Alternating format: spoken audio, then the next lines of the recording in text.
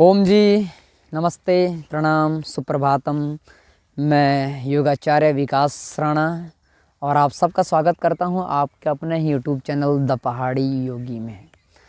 तो आज जिस मुद्रा के बारे में चर्चा करेंगे वह है हमारी आकाश मुद्रा। उस मुद्रा को करना कैसे, बड़े ध्यान से यहाँ देखिएगा, समझ लीजिएगा।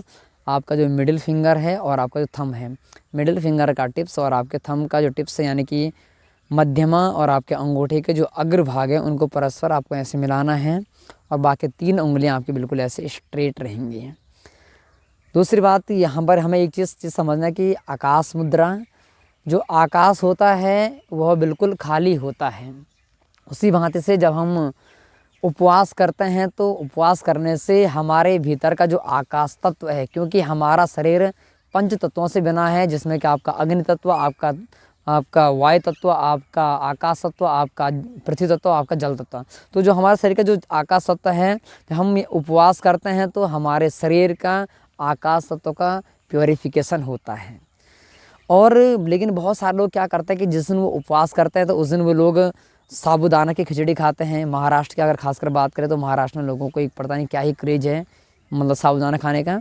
और साबूदाना दिखने में जितना सॉफ्ट होता है वो पचने में ही उतना हार्ड होता है, इसलिए ध्यान दें, साबूदाना की खिचड़ी को ना खाएं। कुछ लोग ऐसे होते हैं कि जो चाय हो गया, कॉफ़ी हो गया, दूध वगैरह भी पीते हैं और आलू के चिप्स वगैरह बना के खाते रहते हैं। ये सब चीज़ें न किया करें आप सभी लोग। अगर आपको बहुत ही ज़्यादा भूख लगती भी है तो कोशिश करिएगा कि आप पपाया वगैरह खा लीजिए, एप्पल वगैरह खा लीजिएगा, या पानी पर आप उपवास कर सकते हैं।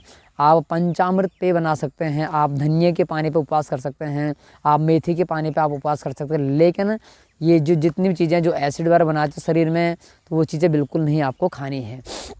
और पपाया ऐसा फल होता है जो कि हमारे कब्ज़ को भी दूर करता है और हमारे लीवर को भी वो अच्छा बनाता है, इस बात का विशेष ध्यान दें। और जब हमारा कब्ज़ की चैन टूट जाती है तो वो हमारे शरीर का अंदर से प्योरिफिकेशन, अगर आप पानी पे उपवास करते हैं तो यूरिन के माध्यम से आपके शरीर के जितने भी विजात तत्व हैं वो सारे आपके बाहर निकल जाएंगे, इस बात का ध्यान दें।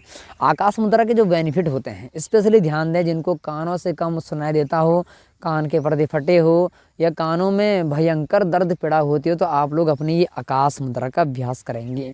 हमारे आपकी हड्डियां, आपके बोन्स बहुत वीक, कमज़ोर पड़ी हो, उसके लिए भी आप अपनी ये आकाश मुद्रा का अभ्यास कर सकते हैं।